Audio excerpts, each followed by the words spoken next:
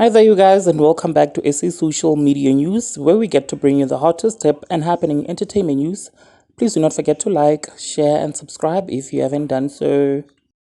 Mihlali Ndamase trends again after it was discovered that she is dating a married man with receipts of furnitures containing her personal cell phone numbers and home address were leaked on the internet by popular blogger Musakhaula.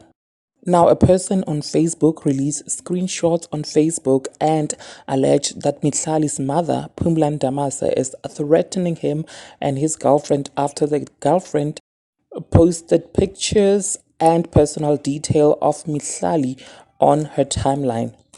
In the inbox, Mihlali's mother told the boyfriend to tell his girlfriend to remove the post about her daughter, Mihlali, on her timeline.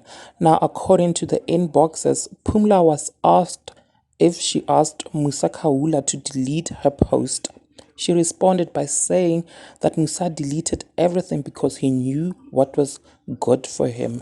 Now, there you have it, guys. Please do engage with me in the comment section below. Like, share, comment, and subscribe.